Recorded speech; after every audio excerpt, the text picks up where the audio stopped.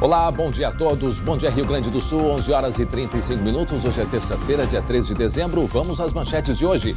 Briga de torcidas organizadas vira caso de polícia. Gremistas fizeram quebra-quebra num paradouro na BR-386 em Montenegro. 2 meses depois, suspeitos de matarem um jovem espancado em Porto Alegre estão foragidos. O crime aconteceu em frente ao presídio Madre Pelletier, na zona sul da capital. Começa o julgamento do marido acusado de mandar matar a esposa aqui em Canoas, na região metropolitana. Ele simulou um assalto com a ajuda de um comparsa para executar a mulher para ficar com a herança da vítima. 5 pessoas ficaram feridas em um ataque de abelhas na cidade de Sananduva, que fica no norte do estado. Olha só o desespero das pessoas sendo atacadas pelo enxame. Em seguida, detalhes e informações e algumas dicas também. O SBT Rio Grande, a sua companhia na hora do almoço, já está no ar.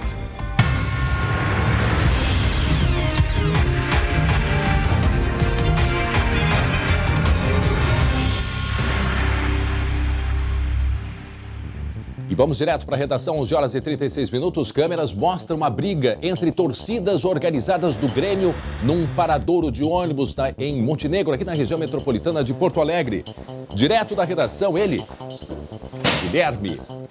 Boa tarde, André. Boa tarde a todos. Tudo bom, Guilherme? Tudo tranquilo, André. Tudo calmo. A gente começa, então, essa terça-feira com esta informação que aconteceu na noite de domingo e foi bastante violenta toda essa situação que ocorreu ali em Montenegro, em um paradouro na BR-386.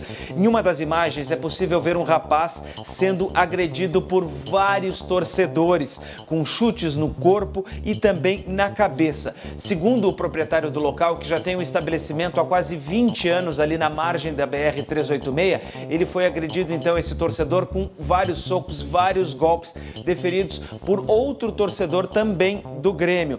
Ele foi socorrido por uma ambulância do SAMU, mas optou por não receber atendimento em um hospital e seguiu viagem quando um novo ônibus chegou para levar, então, a torcida de volta, né, para seguir o caminho que a torcida estava tomando. O rapaz agredido, então, como eu disse, foi liberado. Em função dos prejuízos com vidros e portas quebradas, o ônibus da torcida organizada, aliás, ônibus de torcidas organizadas, estão agora proibidos de acessar o local, de acessar esse paradouro. O proprietário do local desistiu de receber excursões com torcedores, André. Agora a gente olha o início da briga. Para aí a imagem, ó. Para aí a imagem. Aí o momento que o rapaz está caído, olha só esses dois aí sem camisa. Vamos observar a quantidade de chutes que eles dão neste que está caído. Larga a imagem agora que a gente vai ver.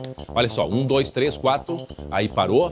Pontapé na cabeça, André. Não, isso já é na saída. A gente vai mostrar o início, essa já era a segunda parte. A gente vai mostrar desde o início na sequência, que ele levou pelo menos, Guilherme Roquete, uns 10 chutes. E pelo que se viu na cabeça, e até cuspida deram na cara dele. Olha só, ele tá ali, ó. Ele tá ali, que ele tá agora de frente ali, ó, de azul, né? Aí veio o primeiro, dá um soco, ele cai. Aí começa a batida, ó. Deu um chute, 2, aí vem o outro e começa. 1, 2, 3, 4, 5, 5, parou, dá um tabef, 6, 7, 8, cuspiu, 9, 10. Olha só, 10. Pelo menos 10. 10 agressões violentas. Ele que ficou desmaiado, o SAMU prestou atendimento, né, Guilherme? Sim. E depois ele preferiu ficar quieto. Ele optou por, depois de receber o atendimento no SAMU, André, o torcedor optou por não ser encaminhado para nenhum hospital e optou por seguir viagem. Mas o que aconteceu? Quem nos disse isso, né, foi o rapaz, né, foi o proprietário lá do estabelecimento comercial que já tem, então, o paradouro há quase 20 anos. Ele disse que o torcedor recebeu o atendimento e depois seguiu viagem. O que aconteceu, André? Com esse confronto das torcidas, o ônibus em que eles estavam ficou totalmente depredado. Teve que vir um outro coletivo para buscar esse grupo e levar de volta para a região central do estado de onde eles vieram. A gente vê que eles... Ó, aquele ali, o outro aí do meio, esse aí, ó, que pega uma garrafa e também joga, a garrafa voltou, ele pegou e foi embora, né? E antes, eu acho que até uma latinha, provavelmente latinha de cerveja, tinham tocado. Quer dizer, generalizado. E outra coisa, esse rapaz se ficou bem, olha, muita sorte, porque a quantidade de chutes que ele levou na região da cabeça e do peito é assustador. Agora, o que fez, o que não fez, a gente não sabe o que aconteceu. E nada justifica, André. E nada justifica, né, Guilherme? Não, claro que nada justifica. E pela imagem a gente percebe percebe que é mais de uma pessoa que comete essa agressão. Não é o mesmo, né? Não são todos a mesma pessoa. São dois homens que estão sem camisa, os dois cometem a agressão em momentos diferentes. Quando um cessa, o outro avança e parte então para agredir. É um rapaz que está de barba e sem camisa ali no vídeo. Ó, aquele ali, ó, ele jogou a garrafa voltou, botou no bolso e foi embora, né? E o outro chutando. E as pessoas ao redor, que eu não sei se faziam parte do grupo ou não, acho que na sequência a gente vai conseguir ver a imagem, as pessoas ficam incrédulas. Eu acho que não tem essa parte final aí, né? Não tem a parte final, que a hora que eles voltam pro ônibus, tchau, batemos, já fizemos o que fizemos, agora vamos embora. Agora vamos embora. E aí o pessoal que sai ali do paradouro começa a olhar a cena e a meio que não entender o que estava acontecendo e o outro caído no chão. E o outro caído. Acho que aí então depois que foram chamar o SAMU. Mas aí é o momento que eles espancam. E essa é uma parte, ali ele caído desmaiado, é uma parte que a câmera pega, porque a gente não consegue saber o que né, rolou por fora. Deve ter acontecido muita confusão também. Agora o início da agressão. Ó, vem esse dar um soco, ele cai no chão e começam chutes. Olha, eu não sei como é que tá o rosto desse rapaz aí. Porque ele levou pelo menos 10, né? Batidas aí na cabeça, pescoço, ali a hora que ele cospe na cara dele. Quer dizer, olha, é um... E não é, pelo que se sabe, não é a primeira vez que tem confusão com equipes assim, com esse mesmo grupo. Pois é, André, e vale ressaltar que a polícia está tentando identificar esse grupo. Nós fizemos contato também com o Ministério Público e com o promotor do torcedor, com a promotoria do torcedor, para tentar esclarecer esse caso. Porque o Ministério Público, mesmo não sendo provocado, ele pode por si só tomar a iniciativa e mover a ação, então, contra essa torcida. Mas já outras ocorrências dessas torcidas que estão envolvidas. E é por isso que o dono do local não quer mais receber excursões com torcidas. Ele tem o estabelecimento há cerca de 20 anos. Eu mesmo, quando estava de passagem pela BR-386, uma vez que nós fomos a Candelária fazer uma matéria, nós paramos nesse local para fazer um lanche, né, André? E a gente percebe que é um local muito bem frequentado, muitas famílias nos locais por ali. Então, o dono está desistindo de receber excursões. E outra coisa, imagina se para aí uma torcida de algum outro time qualquer. Se entre os gremistas fazem isso, tu imagina se para uma equipe que seja do Inter ou de qualquer outro time de futebol. Quer dizer, o Ministério Público, polícia vão continuar em cima desse caso, lógico que a gente vai acompanhar, até para identificar de onde são, de que cidade pertencem. E repito, são grupos que, pelas informações que nos chegam, já aprontaram outras, né? Já tem aí histórico no passado. E um destaque, 2 torcidas gremistas. Sim, pois é, imagina, gremistas. Fogo amigo. Fogo amigo, muito amigo. Mudando de assunto, 5 pessoas feridas depois de um ataque de abelhas, isso no norte do estado. Vamos até a ele, Guilherme Roquete, que tem os detalhes. O que aconteceu? Essa senhora é desesperada com as abelhas. André, esse caso aconteceu lá em Sananduva, no norte do estado, quase na divisa com Santa Catarina. O enxame, ele estava no forro externo de uma casa de 2 pisos no centro da cidade. Uma idosa, que a gente vê aí nas imagens, ela foi a primeira a ser atacada. E todos que tentam se desvencilhar das abelhas acabam mais ainda atacados por ela e sendo picados por essas abelhas. A gente percebe, inclusive, que pessoas que estavam dentro daquele carro acabaram saindo do veículo. No interior, a gente não tem tanto o costume de andar com o ar-condicionado ligado, né? Anda com os vidros abertos. Então as abelhas acabaram entrando dentro do carro e então tomaram conta, né? E agrediram, né? Atacaram as pessoas. Chega o caso, inclusive, das pessoas terem que rolar no chão para poder se desvencilhar daquele monte de abelha. Elas só conseguiram escapar do enxame quando se abrigaram, então, dentro desse automóvel que parou ali, né? Mas, mesmo assim, algumas pessoas tiveram que sair do carro porque algumas abelhas entraram. O que aconteceu? Esses três que foram agredidos, eles foram atendidos lá no hospital da cidade, lá de Sananduva. Uma das idosas teve mais de 100 picadas, André. Meu 100 Deus. picadas de abelha. Imagina a dor, né, que ela deve ter sentido. Ela foi atendida lá no perigo hospital de da intoxicação, cidade. né? Sim, sem dúvida, porque tem o veneno da abelha, né, André? Se é alérgico, uma picada já basta. Não sendo alérgico, tem um número limite. Quer dizer, essa pessoa, se chegou a essa picada, a quantidade toda de picadas, é porque as abelhas ainda não eram das mais violentas. Porque, olha, com 100 picadas, É feia a coisa. E o destaque, André, é que como essas pessoas elas foram atendidas lá no hospital, mas felizmente nenhuma teve nenhum tipo de ferimento grave, nenhuma ficou internada.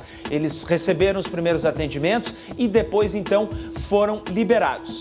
Uma coisa que é importante a gente chamar a atenção, esse ano já tem um número maior de ataque de abelhas do que comparado ao ano passado. São aí pelo menos 60 ataques que a gente já teve, isso falando em todo o Rio Grande do Sul. O clima quente, né, o calor, né, ele provoca muito as abelhas. Mas o que os bombeiros alertam?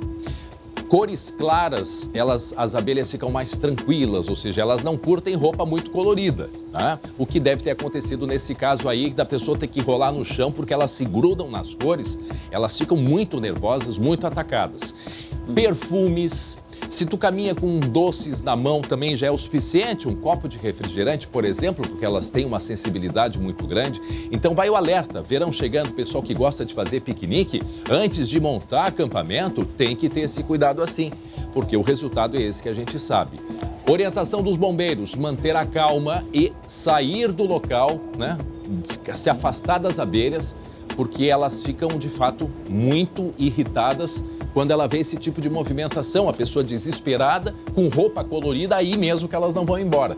Então, por isso que é importante, né? São pequenos detalhes, mas importantes para a gente poder não sofrer um ataque desse, porque não é fácil não, Guilherme. Tá certo? Certo. A gente volta daqui a pouco. Esse é o Guilherme Roquette, direto da redação. Agora, eu quero que você fique com um recado da Sorri Fácil.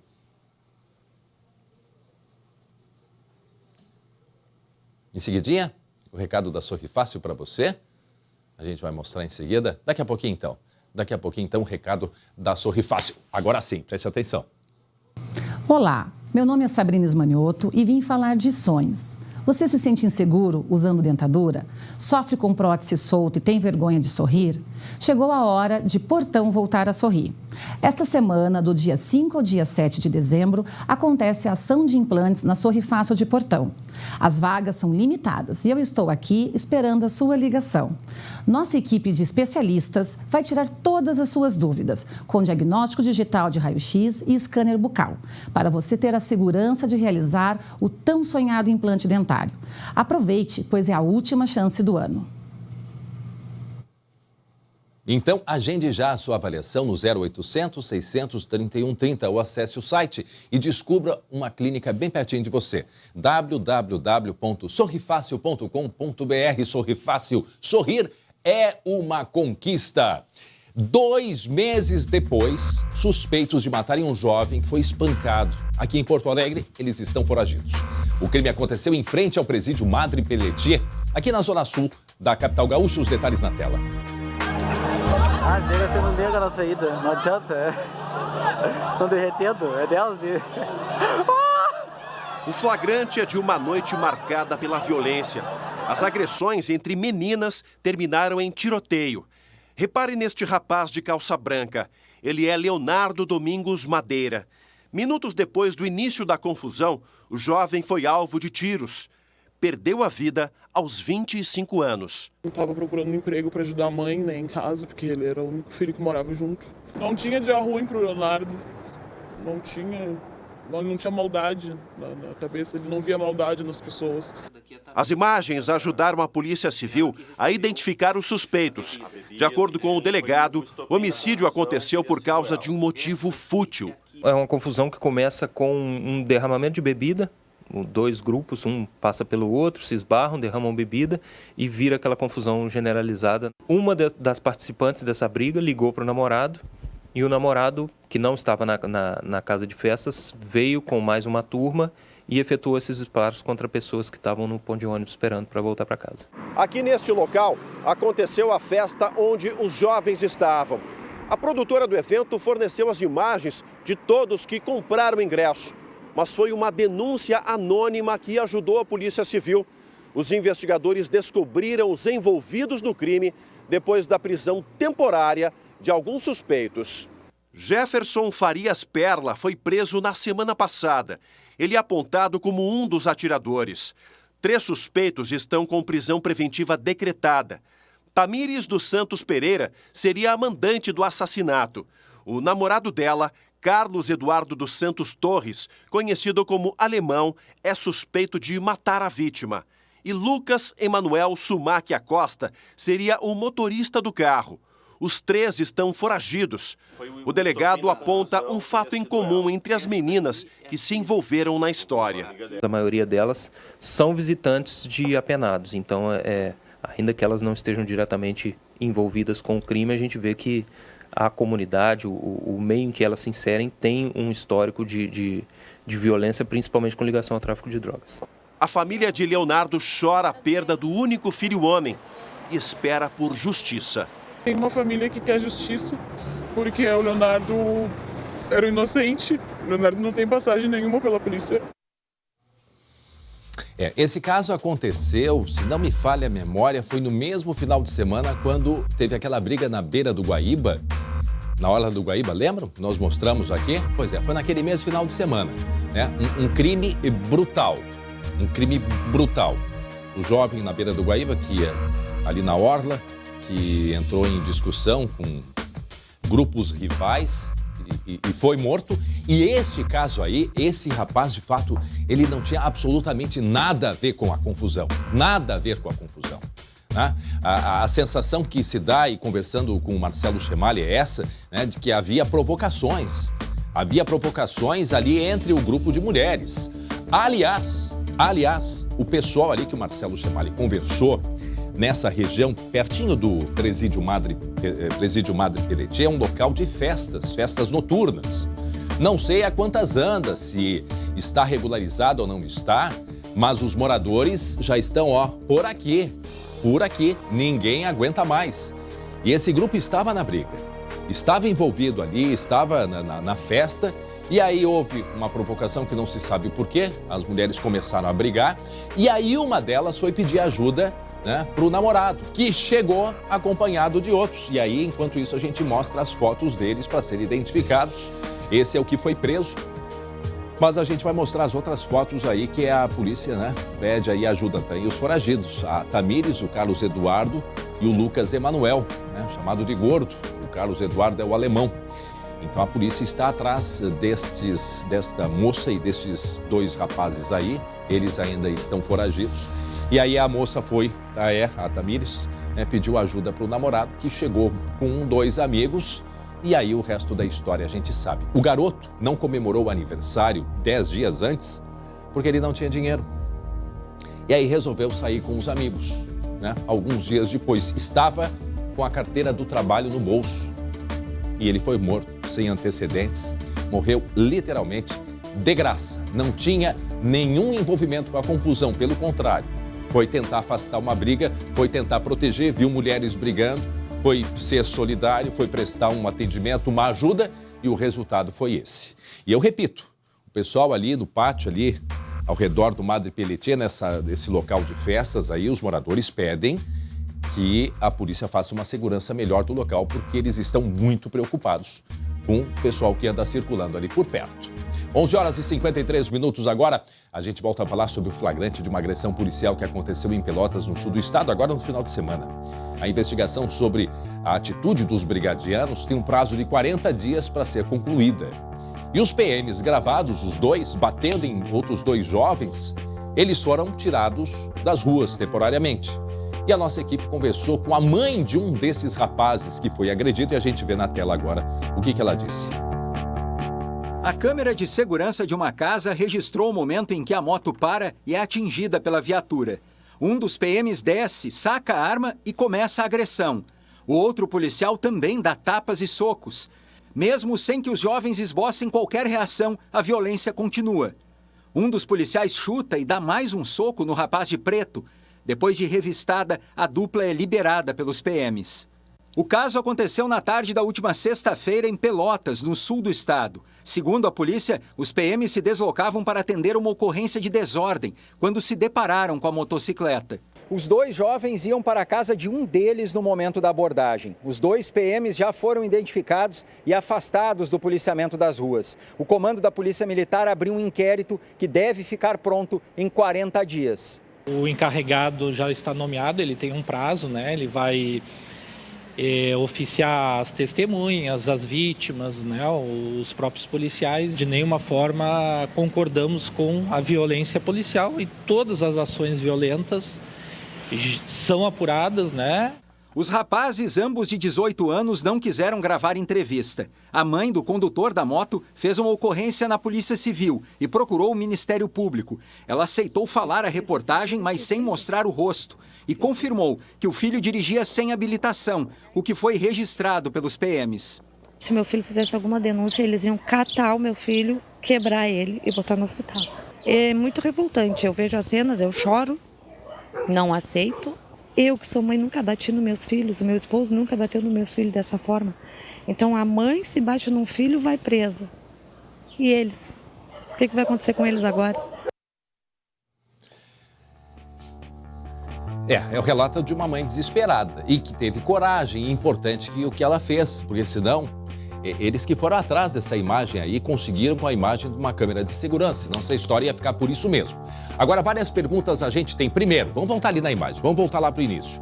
São imagens que repercutiram muito pela ação e vamos deixar claro aqui, a gente sabe muito bem o trabalho exemplar da Brigada Militar e dos seus soldados. Agora, infelizmente, sempre tem alguns desvios. E esse caso aí, olha só, a batida não vem me dizer que já não é uma provocação. Acho difícil um motorista, né, experiente da Brigada Militar não conseguir frear a tempo de não bater. Já deu uma batidinha atrás. Quer dizer, já está impondo ali, né, mostrando quem é a autoridade. E aí ele desce, me diz um momento, qual é o momento que eles oferecem resistência? Me ajudem. Vamos voltar na imagem ali na hora da batida. Vamos olhar. Qual é o momento que eles oferecem resistência? Não dá para ver. Não dá para enxergar. Ó, a batida, ó, primeiro levantaram as mãos. Levantaram as mãos. Eles fizeram isso. Ó, fizeram isso. Já foi lá e pum. Já foi direto no rosto. Né? Aí veio ali o outro do vermelho ali. A mesma coisa, de costas. Ele estava de costas. E agora tem um momento que esse policial, o de cá, que põe a arma aí na cara deles, olha, outro soco. E fica quieto, deve estar gritando algo parecido. A sensação que dá é essa. Aí a hora que eles fazem o momento da revista, olha o que ele faz aí. O que ele está contando ali nos dedos? O que ele deve estar dizendo? Né? Porque assim, ó, os dois estavam indo para casa fazer, sabe o quê? Trabalho da escola. Estavam indo fazer para casa de um deles para fazer o trabalho do colégio. Então, assim, os policiais estavam à procura de alguma confusão envolvendo duas pessoas, bom... Não quer dizer que tem dois na moto que são suspeitos. E aí eles encontraram os dois e fizeram essa abordagem. Então é tudo isso que tem que ser investigado e devidamente punido. Porque eu pergunto, você quer que o seu filho esteja na rua e que um policial o trate dessa maneira? Porque ontem eu vi alguns comentários, mas alguma coisa eles devem ter feito, pois eles não fizeram. Eles não fizeram. A gente sempre tenta achar alguma coisa, né? A gente não, algumas pessoas. Eles devem ter feito alguma coisa. Não fez, não fizeram. Não fizeram. Essa é a questão. Quer que o seu filho seja abordado dessa maneira? Eu não gostaria. 11h58 agora, 25 graus é a temperatura nesse momento aqui em Porto Alegre. Daqui a pouco a gente vai falar do tempo, viu? Vai falar do tempo que a gente tem aí frio. Hoje, temperaturas aí próximas de 5 graus novamente. E à tarde, passando de 30 na maioria das regiões aqui no Rio Grande do Sul. Então, se prepare para essas mudanças de temperatura. Faltando 2 minutos para o meio-dia, o Corpo de Bombeiros de Farroupilha retomou hoje as buscas por um jovem que desapareceu no Rio das Antas neste domingo. E agora, ao vivo do Belvedere de Nova Roma do Sul, lá na região da Serra, a gente vai conversar com o repórter, o colega Guilherme Fadanelli, que está acompanhando o trabalho dos bombeiros e nos atualiza o que aconteceu. Foi já no final de semana, não é mesmo, Guilherme? Bom dia, Guilherme. Bom dia, André. Isso mesmo. O fato aconteceu no domingo por volta das 6 horas da tarde. Como tu disse, André, nós estamos aqui no Belvedere, ao meu fundo aparece aqui o Rio das Antas e daqui de cima já dá para ver, André, o local onde aconteceu esse acidente. Hoje pela manhã eu conversei com alguns amigos que estavam com o Gustavo no momento do acidente. Eles disseram que o nível do rio estava baixo. O Gustavo e um dos companheiros foram até a beirada de uma das pedras, no local conhecido como Garganta do Diabo. O amigo escorregou e aí o Gustavo se atirou para tentar salvar. No entanto, ele não sabia nadar e foi arrastado pela água. O amigo sabia nadar e foi para a margem do rio, teve alguns ferimentos, mas passa bem. Desde domingo, então, André, ocorrem as buscas. Primeiro, os amigos com auxílio da Brigada Militar. Ontem, o Corpo de Bombeiros de Farroupilha começou a fazer as buscas com botes pelo rio. E hoje, pela manhã, uma equipe de mergulhadores do Corpo de Bombeiros de Porto Alegre veio para Nova Roma do Sul para auxiliar nessas buscas. No entanto, André, até vou pedir para o Fabrício mostrar, não sei se vocês conseguem ver aqui, tem a barragem de Nova Roma do Sul lá no fundo. Imagem perfeita. E hoje, as comportas da barragem foram abertas. E com isso, André, então aumentou o nível da água, também a correnteza. De acordo com o Corpo de Bombeiros, isso prejudica um pouco o trabalho para mergulhar. Então, eles passaram a manhã toda avaliando as condições da água do local para ver se eles conseguem mergulhar hoje ou não. Se não conseguirem mergulhar, eles vão também auxiliar no trabalho com bote, aí percorrendo as margens do Rio das Antas para tentar localizar o Gustavo Forner, de 24 anos, natural de Caxias do Sul, que está desaparecido desde domingo às 6 horas da tarde. A esperança é que ele possa também estar em algum lugar dentro dessa mata, que é uma mata bastante fechada, né, Guilherme? Exatamente, André. Só que no local onde ocorreu esse acidente, conhecido como Garganta do Diabo, a profundidade é bastante grande, André. E com isso, há também o terreno ali, as pedras, segundo o que o pessoal aqui da área fala, tem até uma passagem por dentro das pedras, então, de repente, ele pode também ter algum tipo de problema, enroscar em algum galho de árvore, alguma pedra, ou ter batido a cabeça. Perigo então, dos são várias rios, as hipóteses, André. Exatamente. Então, são várias as hipóteses aqui que os bombeiros não descartam. Mas, claro, as buscas seguem. Os amigos também estão percorrendo a pé as margens do rio para tentar achar, né, o Gustavo. De repente, ele conseguiu flutuar até a margem, conseguiu, de repente, se apoiar numa pedra, num galho de árvore. Enfim, nada é descartado Guilherme, até esse momento. Eu estava lendo há pouco que os nadadores aí desse parque que tem aí em Nova Roma do Sul estão auxiliando, né? O pessoal do rafting está auxiliando bastante. É o mesmo parque onde aconteceu aquele acidente com um equipamento meses atrás, Guilherme? O parque tem o mesmo proprietário, mas nesse caso é o parque que faz o trabalho aqui, oferece o serviço de rafting aqui pelo Rio das Antas, mas é o mesmo proprietário do parque onde aconteceu aquele acidente, sim. Bom, tá certo. Fica acompanhando aí, qualquer novidade nos avise. O nome dele, como é mesmo? Repete o nome do garoto. Forner, né? É Gustavo Forner. Ele tem 24 anos, André. 24 anos. Tá certo. Obrigado, Guilherme Fadanelli. Falando direto de Nova Roma do Sul, atualizando as informações deste garoto, né? 24 anos, que está desaparecido no Rio das Antas desde o final de semana. E começou hoje em Canoas o júri popular de Anderson José dos Santos e André Friedrich, por causa de uma herança, né? Um pagamento de seguro, um seguro de vida. Então, o que fez o André? O André tramou a morte da própria esposa, da própria mulher, que foi morta com um tiro na cabeça em 2016. A simulação de um assalto na chegada em casa, os detalhes agora na reportagem. Já são mais de 2 anos de dor, saudades e dúvidas. Ele era uma pessoa muito tranquila, muito passiva, então impossível de imaginar que seria ele. Por isso que hoje estou numa total angústia e ansiedade para ver se ele esclarece o porquê disso, né? Qual é a maior saudade que a tua irmã deixou? Nossa, daí bate fundo, né? A risada dela. Quem conhecia ela sabia que ela tinha uma risada, uma gargalhada emocionante, que alegrava todo mundo. E o bom hoje é que a filhinha dela é muito parecida com ela. Jéssica ficou com a guarda da filha de Andressa e André Friedrich, hoje com 4 anos. A menina estava junto com o casal quando a mãe foi assassinada de forma cruel. O que ninguém imaginava é que por trás do crime estava o próprio marido. O fato foi registrado como latrocínio, né? Mas logo as primeiras investigações da polícia já descartaram essa hipótese. As evidências foram demonstrando que, na realidade, houve um planejamento, né? No qual esse assalto foi um pretexto. Conforme a denúncia do Ministério Público, André foi o mentor do assassinato. Anderson José dos Santos, funcionário dele na época, é acusado de ser o executor. O objetivo era efetivamente tirar a vida da Andressa, né, em razão dos desentendimentos que estavam havendo entre ela e o André a respeito da separação, guarda da filha, patrimônio. Havia uma divergência em relação a uma herança que ele tinha, que a Andressa tinha interesse que fosse partilhado na separação e ele não, e com o auxílio direto, aí sim, do Anderson, que era uma espécie de braço direito dele, trabalhava com ele na marcenaria, era uma pessoa de confiança, eles eram compadres, né? Então esses dois arquitetaram e acabaram consumando a morte da Andressa. Os dois réus estão presos desde o assassinato de Andressa. O viúvo da vítima, que havia confessado para a polícia a participação no crime, se manteve em silêncio durante a fase de audiências que antecedem o julgamento. No interrogatório, ele deve contar uma outra versão dos fatos. De acordo com a defesa, André é inocente e foi coagido pelos investigadores. Um país em que os inquéritos policiais demoram muito tempo para serem concluídos. Esse foi concluído em 3 dias, sob violência, sob tortura, sobre vários aspectos, e inclusive sobre esta menção de que teria uma questão envolvendo herança a ser dividida. Essa herança realmente existiu, né? Essa herança teve e foi dividida com a irmã, a parte, e a outra parte foi gasta. O André foi levado para a delegacia de polícia e lá foi submetido a uma série de torturas que nós chamamos, não violentas, mas torturas psicológicas, a fim de que ele pudesse dar mais informações sobre os fatos.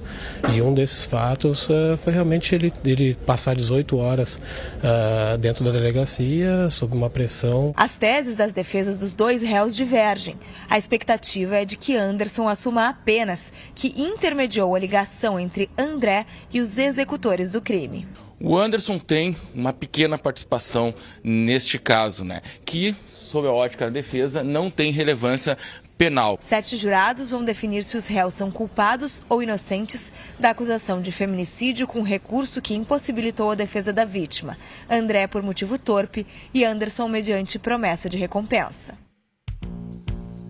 Aí o mentor ali, que seria o mentor, diz que não foi tudo engano, não teve nada disso. E aí o comparsa dele, o ex-compadre, né, ou compadre, diz que não, que ele que fez a intermediação. Inclusive, o executor, né, ele seria o companheiro de uma prima da mulher que morreu. Então, assim, tinha um laço familiar, tanto é que eram compadres, né? Agora, o que está por trás de tudo isso, gente? Dinheiro. Pode uma coisa dessas? Tudo ao redor de dinheiro. Fazer o que fizeram por causa de dinheiro, uma morte violenta, na chegada de casa com a menina no colo. Diz que o falso assaltante mandou, inclusive, tirar a criança, um troço horroroso. Imagina essa menina, a imagem que tem desse momento. Então agora começa o julgamento, vamos acompanhar aí o resultado e nós trazemos aí o que vai acontecer desse julgamento que acontece na região metropolitana. Muito bem, vamos ao giro de notícias, direto para a redação. Um ladrão rastejante. Ele foi preso depois de ser reconhecido por câmeras de segurança, né, que gravaram, aí foi facilmente ser reconhecido. O esperto se fez de lagartixa. Ele arrombou uma imobiliária aqui em Sapucaia do Sul e aí, de repente, ele aparece e tá com a latinha toda ali na cara da câmera de segurança ali, Guilherme Poquete. Primeiro ele tentou tapar a câmera, André, justamente para não ter o rosto, né, a latinha ali gravada no vídeo, mas não adiantou muito. Não, depois aí, ó, ele acabou rastejando. O momento fama. Olha só, vamos fazer o momento fama. Vou focalizando aqui, ó. Então, a hora que ele se entrega, ó, tá aqui a minha cara. Aí não adiantava mais, daí já estava com a mão, já estava com a latinha, com o rosto gravado pela câmera de segurança. O que aconteceu lá, André? Primeiro ele então entrou na imobiliária, tentou tapar a câmera justamente para não gravar o seu rosto, mas como a gente disse, não adiantou. Aí resolveu usar uma outra tática, foi rastejando até uma mesa. Nessa mesa primeiro ele pegou um objeto, depois ele pegou um notebook e aí saiu, foi embora. Esse assalto, esse arrombamento, André, ele aconteceu no sábado, mas a Brigada Militar lá de Sapucaia do Sul agiu rápido. Justamente em função dessa imagem que nós estamos vendo aí, é que foi possível identificar esse criminoso. É um homem de 34 anos que já tem diversas passagens pela polícia por furto qualificado, justamente por esse tipo de crime. E vale lembrar, André, que o notebook, eu sei porque eu tenho um amigo que tem imobiliária. Ele possivelmente tem vários contatos, tem nomes de clientes, uma carteira leva-se bastante, exatamente um banco de dados, uma carteira de clientes se leva bastante tempo até se poder formar, né, todo o banco de dados. E o que acontece? O notebook às vezes nem tem tanto valor quanto aquele conteúdo que está lá dentro. Mas felizmente neste caso a Brigada Militar conseguiu prender o homem e recuperar aí os objetos. Agora, mais um caso, né, que tem uma trabalheira toda para entrar, para conseguir entrar, para se rastejar. Por que não usa essa energia toda para trabalhar, né? Fala em trabalhar, sai correndo. Ele deve ser esfolado toda a parte da frente, porque se a prática dele sempre é essa, ele passa o dia inteiro se rastejando. Agora vai se rastejar atrás das grades. É o ladrão minhoca. É o próprio. 3 homens foram presos por tráfico internacional de drogas na BR-386. Foram 2 ocorrências na noite de segunda-feira. 300 quilos da droga foram apreendidos. A Polícia Rodoviária Federal e a sua expertise prática, né, para conseguir identificar drogas que são trazidas até em painéis de carro, como a gente vê aí na imagem. Pois é, e foram 2 casos, André. O primeiro aconteceu por volta das 10h30 da noite dessa segunda-feira. Os policiais desconfiaram de uma carreta que estava transitando perto ali da BR-448 com a 386 e tentaram partir então para a abordagem. Só que o motorista do caminhão percebeu que seria abordado e começou a jogar o caminhão para cima da viatura e impossibilitou que os agentes da PRF ultrapassassem o veículo e dessem a voz de comando. Essa perseguição se estendeu então por alguns quilômetros e próximo da BR-116, já lá em Canoas, uma outra guarnição da Polícia Rodoviária Federal atravessou uma viatura na pista e aí obrigou o condutor a parar.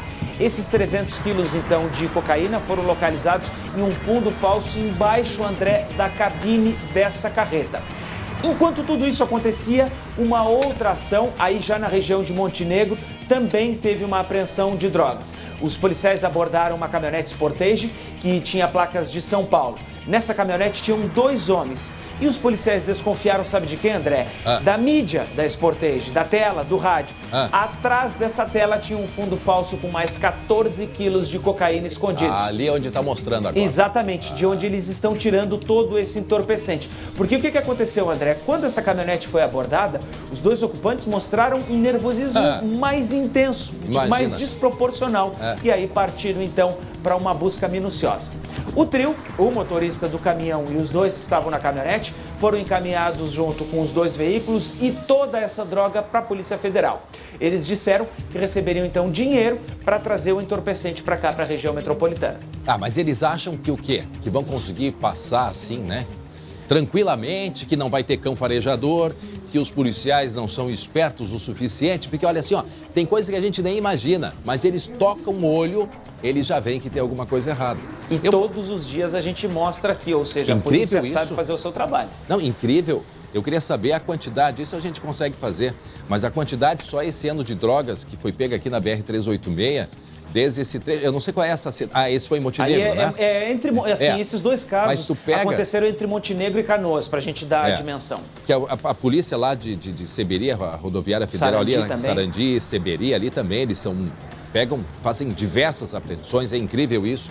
Agora, só este ano, eu já não sei quantas toneladas que eles pegaram, né, de carros que traziam na carga, mesmo o caminhão, toda essa droga escondida. Eu acompanho bastante essas ações da Polícia Rodoviária, André, até porque a gente recebe aqui no material. E essa que apreendeu, então, mais de 300 quilos, é uma das maiores do ano. E vale lembrar, André, que é de cocaína. É uma droga de um valor agregado mais alto do que a maconha, por exemplo, que é o que também a gente é bastante comum nas estradas aqui do Rio Grande do Sul. Muito bem, outro assunto, Guilherme. A Polícia Federal prendeu um homem, né, que teria obtido informações privilegiadas sobre a investigação contra uma empresa de criptomoedas aqui do Vale dos Sinos. Explica melhor pra gente isso. Pois é, André, foi um bacharel em Direito. E eu ressalto isso porque é alguém que tem uma formação superior, alguém que sabe bem o que está fazendo e domina, né, o Código de Processo Civil, o Código Criminal e as leis. O mandado de prisão ele foi cumprido num escritório de Cachoeirinha, na região metropolitana. De acordo com a investigação, esse bacharel em Direito ele teria tentado obter informações antecipadas sobre eventuais ações contra sócios da empresa Indil lá de São Leopoldo, aqui do Vale dos Sinos. A ação quer esclarecer agora a forma, então, como ele teria agido para tentar obter essas informações privilegiadas. Para isso, para que ele tivesse acesso a essas informações, ele recebeu dinheiro por transferências de terceiros para a sua conta. E aí, com certeza, repassaria para alguém, porque essa informação seria uma informação privilegiada e alguém poderia se beneficiar com isso. Além dos mandados de prisão, aliás, desse mandado de prisão, a Polícia Federal também cumpriu 3 mandados de busca e apreensão em locais em Porto Alegre e também em Cachoeirinha. A investigação apura os crimes de violação de sigilo funcional e também organização criminosa. É mais um capítulo da Operação Egito que investiga essa relação das empresas de criptomoedas e que a gente já mostrou várias vezes aqui no SBT Rio Grande e deixaram muitas pessoas lesadas. Agora, Guilherme, tem uma investigação, porque tem 2 empresas, tem uma em São Leopoldo e tem outra em Novo Hamburgo, né? Essas 2 aí já aprontaram o que chega aí para muita gente. E tem uma investigação que eu vi há cerca de 3 meses atrás, envolvendo uma pessoa que teve acesso àquele cadastro que tem de informações, a todo tipo de informação aqui no Rio Grande do Sul. Então, também tem uma pessoa que está sendo investigada, né? Já faz aí uns 3 meses e a gente até vai apurar melhor como é que está o andamento disso. Pois é, eu comecei a apuração desse caso pela manhã, consegui levantar que era um policial militar, talvez até do alto escalão, mas a gente ainda vai apontar exatamente o que está acontecendo. Exatamente, ele está sendo investigado, mas a gente quer passar a informação com mais precisão, até porque já teve aí uma investigação. Mas não seria com relação, seria da de Novo Hamburgo, não na de São Leopoldo, né? Exatamente, ele teria buscado informações a respeito de outra empresa. A gente ainda não conseguiu detalhar exatamente qual. Como é que é o nome desse sistema de informações sigiloso? Tem um nome específico, né? Sim, era Sistema Guardião há um tempo atrás, na época da governadoria da Cruz. Não sei se ainda permanece o mesmo. É um sistema que ali não é qualquer pessoa que entra, são pessoas habilitadas, só que aí fica registrado. Precisa de uma senha para acessar. Exatamente, e é isso que está sendo investigado. Obrigado, Guilherme Roquette, pelas informações. 12h, 16 minutos, a gente vai voltar a falar daquele quebra-quebra, daquele não só quebra-quebra, mas daquela pauleira que teve em Montenegro. Deixa eu chamar o Jeremias Werneck aqui. Olha só esse de azul ali, leva uma tunda. Eu contei pelo menos, Jeremias, uns 10 socos que ele leva no rosto e chute. Olha essa cena, esse trecho do vídeo. Ali ainda, olha ali. Olha só, ele cospe ainda ali. Tá, desculpa, eu sei que o horário nunca é bom falar disso, mas muito menos nesse horário. Mas é o que aconteceu, então a gente tem que mostrar. Essa cena, André, me lembra... Boa tarde. Boa tarde, tudo bem? Mais ou menos, né, vamos essas lá. imagens. Vamos essa falar cena dessa. aí me lembra um episódio lamentável que marcou o futebol brasileiro em 1992. Estádio do Pacaembu, estádio municipal de São Paulo, em uma briga entre torcedores do São Paulo e do Palmeiras. Foi a primeira vez que a gente teve imagens de uma briga. E a cena é muito parecida. Um homem é derrubado por um torcedor do time adversário e ele é agredido no chão.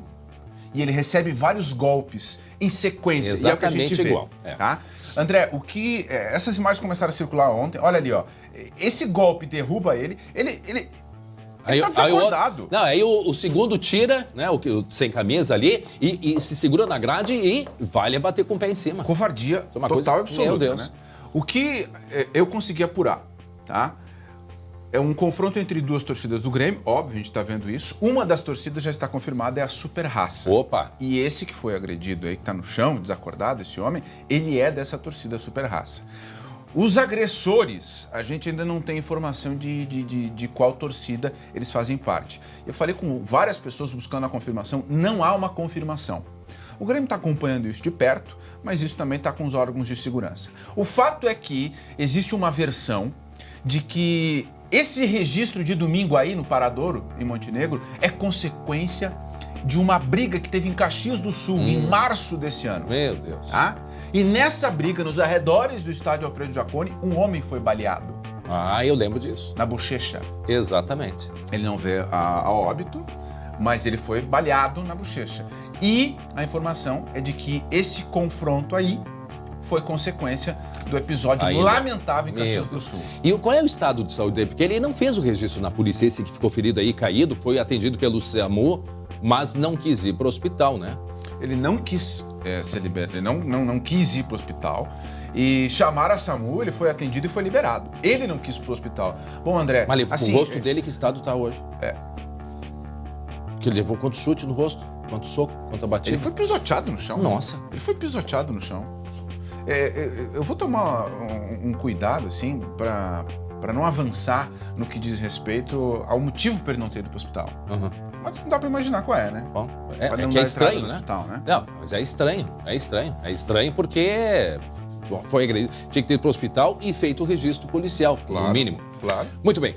Importante essa informação aí que nos traz o Jeremias. Agora vamos falar sobre Inter e Grêmio, reta final do Campeonato Brasileiro e a dupla Grenal vivendo aí dias de romantismo no ar.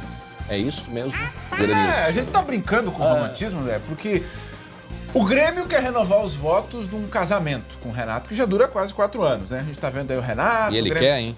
Ele quer. Aí que tá. Esse é o ponto que a gente vai debater no campinho. Por que esse casamento não ainda decolou pro 4º ano? O que tá faltando pro namoro entre o Grêmio e o Renato para 2020 acontecer?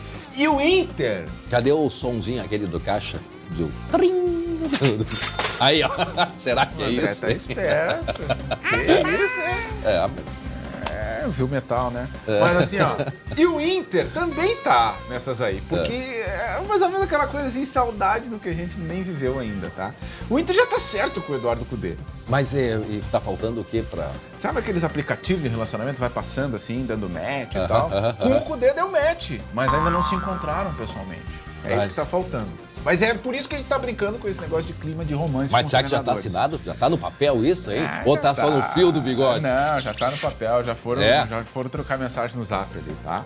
E aproveitando o clima de romance no campinho, eu e a Débora vamos dar um presente pros apaixonados pela música sertaneja. 2 ingressos e mais CD do Universo Alegria, que acontece no dia 14 de dezembro no Beira-Rio, tá? Então fica ligado no Chute a Gol aí pra ganhar esses 2 ingressos. A buzininha. Aqui essa moto, tá? Tá melhorando, nós vamos ter que ensaiar mais, tá? Valeu, André, até mais. Um abraço. 12h21 agora, 12h21. E atenção, a polícia procura uma quadrilha que assaltou 5 agências bancárias aqui em Porto Alegre. Os criminosos agem fortemente armados, disfarçados. O colega Marcelo Chemali, ao vivo, nos traz mais informações explicando pra gente que quadrilha é essa, Marcelo Chemali. Boa tarde. Olá, boa tarde, André. Boa tarde para quem acompanha o SBT Rio Grande. A nossa equipe está aqui na sede do Departamento Estadual de Investigações Criminais para justamente falar sobre essa investigação de uma quadrilha que age de uma forma bastante peculiar, André. São criminosos de aparência jovem, aparência que não faz nenhuma relação com aquele tipo de bandido, de criminoso. São pessoas aí bem alinhadas, bem vestidas e que fazem um levantamento bastante minucioso da rotina dessas agências bancárias. São suspeitos de pelo menos 5 ataques só em 2019. Qual é o perfil dessas agências bancárias, André? Agências bancárias de clientes de alto padrão. 4 ataques foram aqui em Porto Alegre e também um deles em Portão, no Vale dos Sinos. Aqui ao meu lado está o titular da Delegacia de Roubos, o delegado João Paulo Abreu, que vai nos falar sobre essa investigação, quantos suspeitos formam essa grande quadrilha, delegado, se alguns já estão presos, o que se pode falar diante das imagens agora que a Polícia Civil divulga e das ações desses bandidos. Boa tarde. Boa tarde a todos os telespectadores, boa tarde, André. A Polícia Civil vem, então, por intermédio da Delegacia de Roubos do DEIC, investigando todos esses fatos que você muito bem colocou, que ocorreram no ano de 2019 e, segundo as investigações de cada um deles, a gente trabalha com a hipótese muito crível de todos eles terem sido praticados por uma mesma organização criminosa, da qual pelo menos fazem parte para mais de 6 pessoas, sendo que algumas delas já foram presas neste ano de 2019, quer preventivamente ou mesmo temporariamente, e outras delas, cujas imagens serão divulgadas, ainda merecem e devem ser identificadas. Realmente fatos, como você muito bem disse, planejados por essas organizações criminosas, eles conseguem identificar a rotina daquela instituição bancária, dos funcionários, enfim, dos vigilantes e depois atacá-la, na maioria das vezes, iniciando o crime no início do horário do expediente, permanecendo ali um tempo significativo naquela agência bancária e depois subtraindo valores. Então, o grande desafio agora da Polícia Civil é identificar essas outras pessoas, né, cujas imagens foram coletadas através da investigação preliminar e também do trabalho de segmento em instituições privadas, residências, enfim, edificações que existem no entorno desses bancos que foram alvos dos roubos, né? Imagens muito boas e que merecem, então, ser divulgadas. Agora, para a gente contar com a colaboração da sociedade na identificação desses indivíduos. Eu vou abrir espaço para o André, lhe repassar uma pergunta. André, o delegado está à disposição aqui. Não, até vou deixar tu conduzir. É que a gente está olhando aqui e chama a atenção, porque são uns atores, né? São todos aquele tipo bebe quieto, né? Tem esse passando com mochila, tem um com um cachorrinho, né? Vivendo a vida como se nada estivesse acontecendo, mas por trás dos óculos escuros a criminalidade rolando frouxa. É isso que acontece? Exatamente, o André faz essa observação. São suspeitos ali que aparecem nessas imagens coletadas pela investigação que poderiam tranquilamente passar por moradores, trabalhadores ali dessas regiões mais nobres da capital e também da região metropolitana. Alguns deles ali também persuadindo, um com um cachorrinho, como se estivesse passeando. E em um desses roubos, delegado, queria que o senhor destacasse que foi na Padre Chagas, ali na rua Padre Chagas, coração do bairro Menino Deus. Confere a hipótese, nós mostramos também, André, ao vivo, inclusive, a atuação da Polícia Civil naquele roubo que começou no início da manhã e só foi ser descoberto por volta das 11 horas da manhã, 2, 3 horas depois. Nesse ataque, a agência bancária da Padre Chagas ultrapassa R$1 milhão o valor levado por eles, delegado. Infelizmente, né, uma informação que até estava sendo compartimentada desde então. Em todos esses eventos, né, que você bem disse, valores foram levados, nesse especialmente da Padre Chagas, um valor tão significativo quanto esse que foi dito. O que eu acho que é importante destacar, essas pessoas realmente elas acabam passando nos dias antecedentes ao crime, até mesmo na data do evento, e o objetivo deles é passar de forma desapercebida. Difere um pouco dos crimes que também a Polícia Civil investiga, que ocorrem no interior, né, o famoso crime contra instituições bancárias na dinâmica do novo cangaço, né, que acaba se dando conta dessa cordão humano, enfim. Perfeito. Nesses eventos, eles querem descrição e é o que eles conseguem. Criam histórias cobertura, como por exemplo desse rapaz passeando com o cachorro, que na verdade foi visto, ele ingressou na agência na hora do roubo.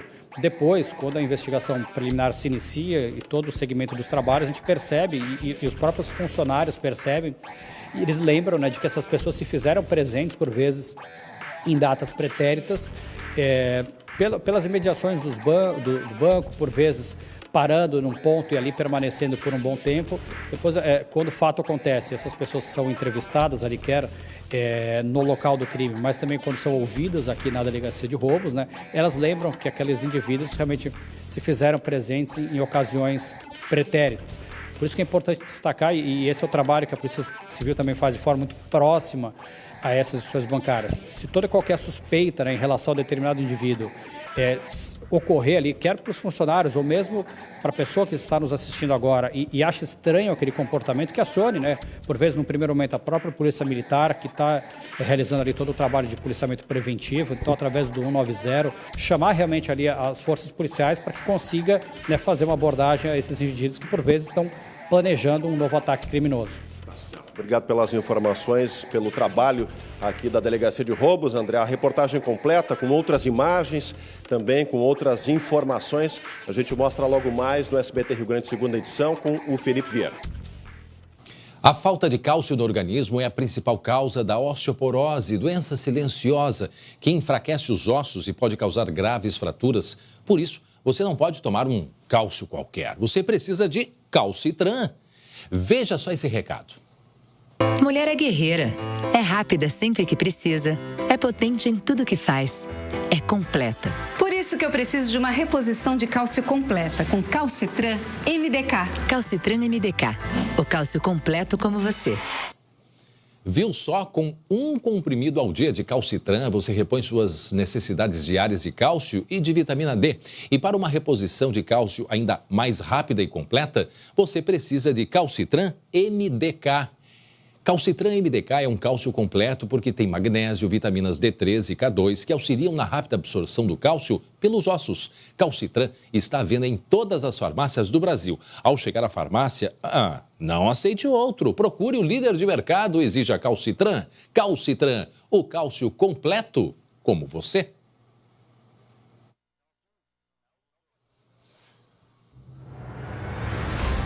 Muito bem, agora são a hora certinha, meio-dia e 29 minutos, 25 graus é a temperatura. Eu vou ali tomar uma aguinha e já volto. Fica aí, é rapidinho.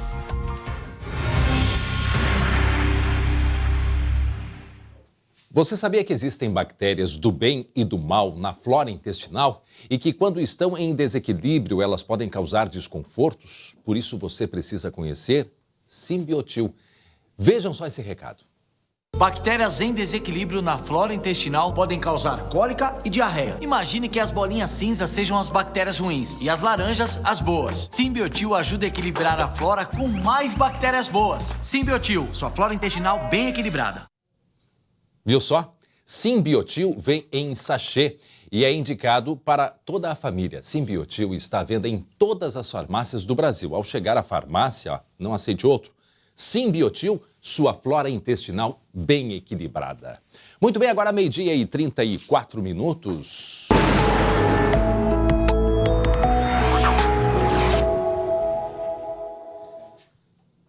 Temperaturas de inverno e verão no mesmo dia. Fez frio hoje cedo em muitas cidades. Olha só, lá em Canguçu, no sul, 4,5 graus de manhã cedo. Em São José dos Ausentes, 5 graus e 3 décimos. E em São Francisco de Paula, na Serra, 6 graus e 4 décimos. E para hoje à tarde, como é que fica, André? Eu já te digo, a temperatura passa dos 30, na maioria das regiões. E tem um alerta para baixa umidade, abaixo inclusive de 30%. Então é importante todo mundo tomar bastante água hoje à tarde. Bom, previsão aqui para Porto Alegre, a gente vê as temperaturas aumentando. Temperatura subindo aqui na capital. Previsão, olha só, 30 graus agora à tarde. Amanhã a gente vai ter uma instabilidade e depois, então, na quinta e na sexta, sol com nuvens e a amplitude térmica se confirmando, tanto na quinta quanto na sexta-feira. Muito bem, cadê a Débora de Oliveira e Jeremias Werneck? A gente vai falar agora esse final de campeonato brasileiro, a relação entre Inter e Grêmio, não é mesmo, Débora? Assim, tá um clima muito tranquilo de fim de ano. O que está acontecendo? Estão se namorando os dois clubes com os treinadores, né?